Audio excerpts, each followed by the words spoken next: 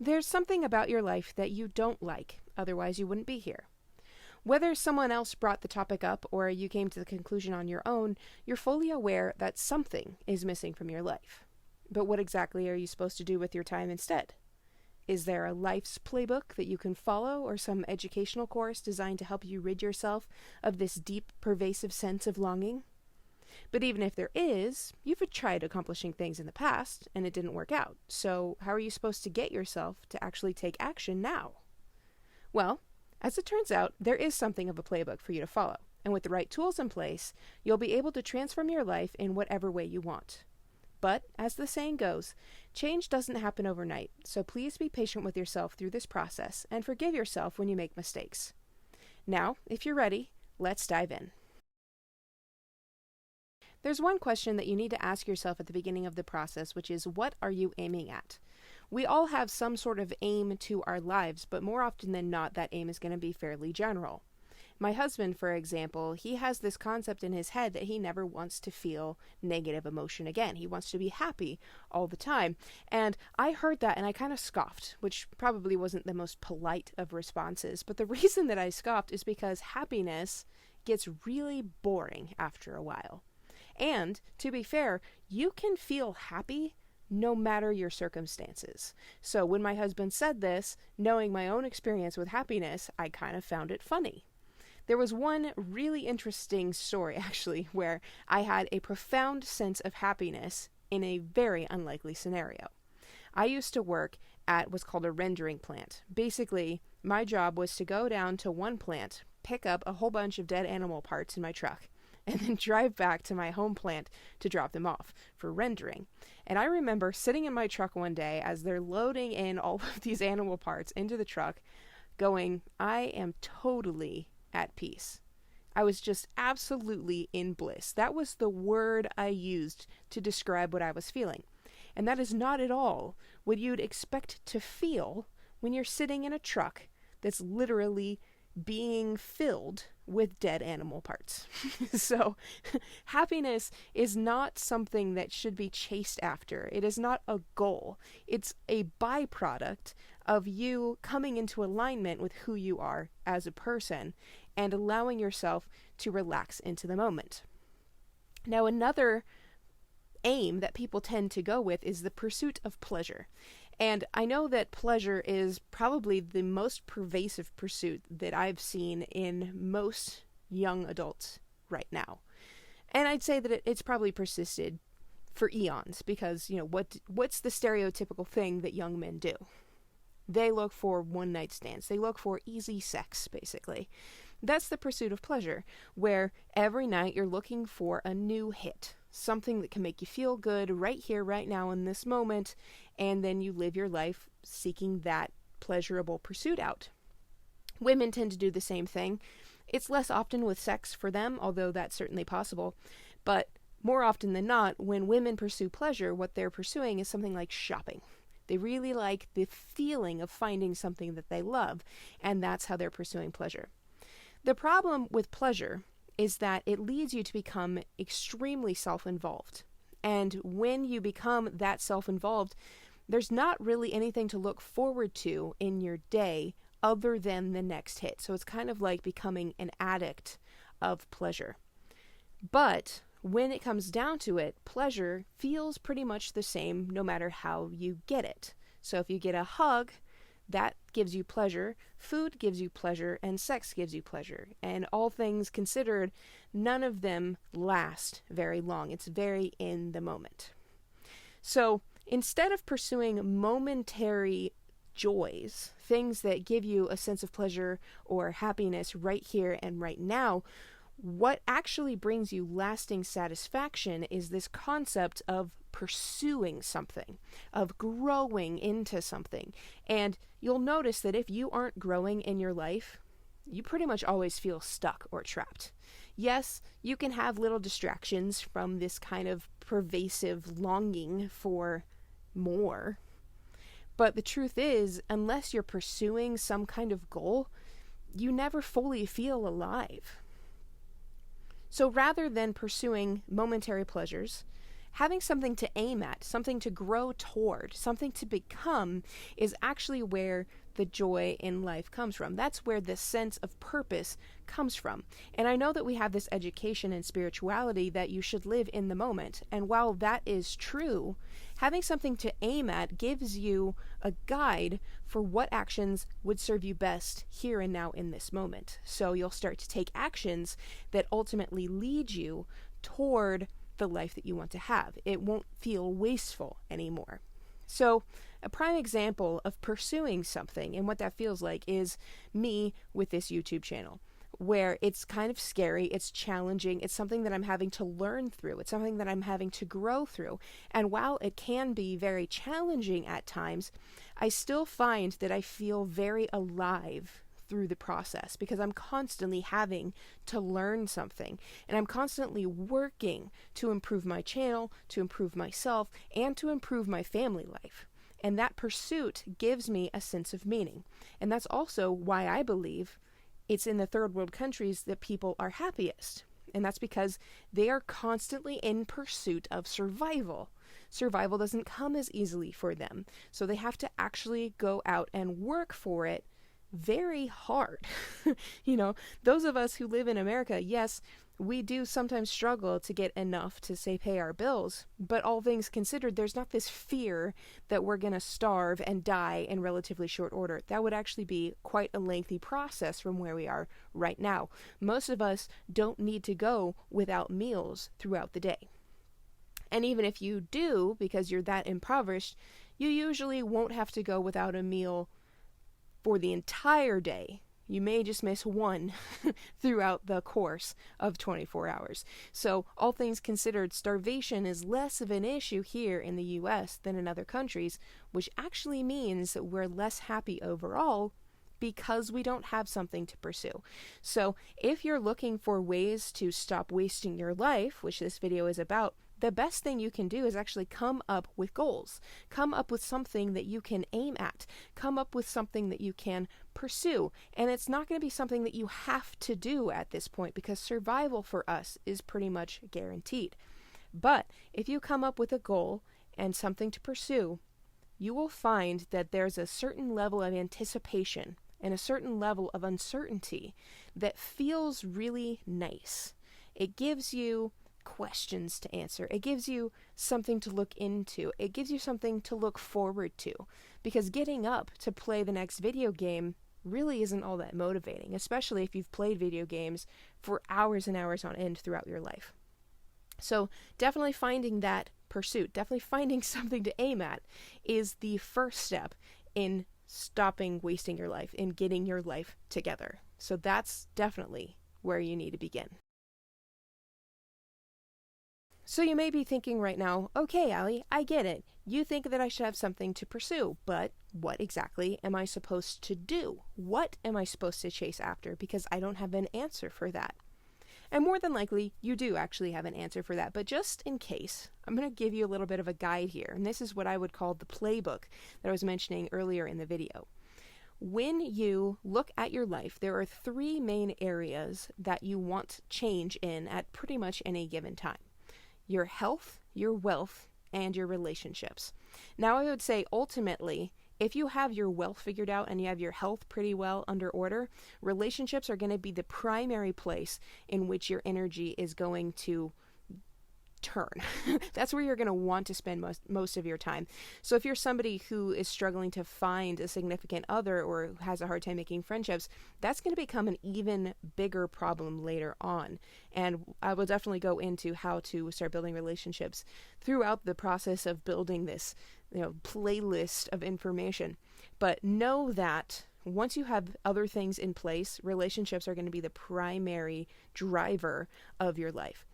But before we get into that, let's talk about the other 2 areas, because these are probably a little bit more urgent in your life. So, going on health. Primary example, I am overweight. You can probably tell. A lot of people comment on it. So I'm going to go ahead and say that it's not hard for you to figure that one out. But because I'm overweight, there are certain medical indications that something could potentially go wrong in the future. I've had 2 pregnancies. I had preeclampsia with the first one and gestational hypertension with the second one. And the question that's popped up in my head is, are these complications a result of my ill health or something else going on? So before I get pregnant again, one of my goals is to lose weight and become healthier so that I know at the very least I'm doing everything I can to be as healthy as possible to bring in the next child. Now, losing weight is a big pursuit for me. It's something I've been trying to figure out since I was 7. That's when I realized that I really am bigger than pretty much everybody else. And I started dieting at that point. The problem is, it took a really long time to realize that most weight loss programs don't actually teach you the fundamentals of nutrition, which are the reason you wound up where you are if you're overweight. So I decided that I needed to teach other people how to do the same thing. So this has led to a development in growth as I pursue wealth for my family, or financial independence or financial freedom for my family. So I'm creating a course around a business model that I and my husband have joined, which is network marketing. And I will be utilizing that course to help educate other people on how they can lose weight as well. Now, you may not suffer from weight issues the way that I do. You may have other problems like hypertension or high blood sugar or high cholesterol or any number of other things, a heart murmur, some sort of brain deficiency or malnutrition in some form. Whatever it is, figuring out how to achieve the goal that you're hoping for, achieve that better healthy place, is probably going to be of relative importance to you, depending on the severity. You can choose to pursue that a little more strongly if you're trying to get your life together, and that's going to be a really important way in which you can actually start to feel more in control of your life, because you have direct influence over the result of that. Next, we go into finances. Now, finances is one that I think a lot of us feel very hopeless around, but I can promise you that it's not as difficult to take care of your financial situation as you're thinking. More than likely, if you're trying to provide all of your financial needs from a job, it's not going to work. If you're wanting to have financial freedom, you are going to have to find other means of making money. And that likely will come in the form of a business, because pretty much any way of making money that doesn't immediately transfer to your time is going to be revolving around sales. So I have more information coming around how you can pursue this particular process later on in the course as well, but know that getting your finances in order is probably going to be one of the greatest ways in which you can escape this kind of angsty hopelessness that you're likely feeling as a young individual, or even an older individual and watching this video, because so much of this financial strain reflects directly on our emotional state because we don't have answers for it. So figuring out how to solve your financial stress is probably going to be very effective in helping you feel better about your life. And then once you have your finances in order, you feel much more capable. You can actually invest into other programs. You can actually invest your time and your life and your funds into projects that matter more to you. So I would definitely say getting your finances in order should be one of the top priorities, your health being right up there with that as well. But if you can get both those things in order, your life's going to get infinitely better. But the mere pursuit of improving those areas is also going to drastically improve your life. And that brings us to the third category, which is your relationships. Now, I know there are a lot of people who are single, especially now. I think that the dating scene has actually become more stressful and challenging now than it ever was in the past, partially due to online dating. Now, I have met my husband through online dating, and we are a success story of online dating. But if you think about it, dating with online dating profiles is kind of like reading through somebody's resume. And as we see, that is not a great way to actually find somebody to spend your life with. You build relationships through shared experiences. So you actually have to get out of the house, start meeting people, finding things that you care about, and interacting with individuals through those activities. And that's something that I know can be kind of challenging. So that's also one of the topics that we're going to be digging into later on in this course. But that is the third way in which you should invest your time or energy, or where you can look to find something worth pursuing. Now, I would say that in the health category, you also kind of come across the self-development category. So I would claim that if you're pursuing health, that's never going to end. There's a constant process involved in that, and technically none of these categories would end. But there's a constant need to evolve as an individual, so that's something that you should actually be investing in. Like reading books, learning new things, discovering who you are, what matters to you, where you want to go in life, how you want to interact with the world, what are your morals, what are your values. Those are important things to figure out, and I'd say that's kind of woven into all the other categories.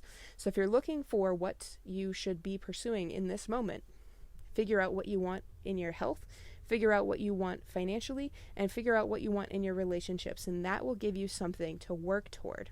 Now, figuring out the specifics can be very unique to an individual situation, so feel free to leave a comment if you're unsure what steps to take, and we can kind of work through that, maybe do a video together even on plotting that out. But that is a good place to start. So now you have some idea of what you should be pursuing in your spare time, and the question becomes, well, how do I start taking action? How do I get myself out of this hole that I'm stuck in and actually start moving toward something? How do I start taking those actions that can actually change my life? Because thought isn't going to get me there all by itself. And while it's true that the law of attraction type of mentality doesn't necessarily work, in that you can just think about something and it will manifest in front of you, although I can't actually claim that that doesn't work. But if you want to have more direct control over how your life plays out, I would say that you can start with your thinking, and your thinking can then motivate your actions. So there's a particular YouTuber that I really enjoy. He's somebody that came across recently, but the stuff that he teaches is just phenomenal. He talks a lot about neuroscience and psychology, and one of the things that he mentions is that if you are trying to become a disciplined person, you need to first recognize that discipline is an emotion. And this is something that most of us are not taught.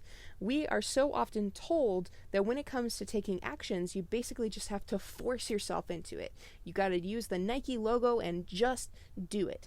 You have to work past your frustration. You have to utilize your willpower and make yourself do whatever it is that you feel that you need to do in that moment. But the truth is, willpower is not a reliable tool.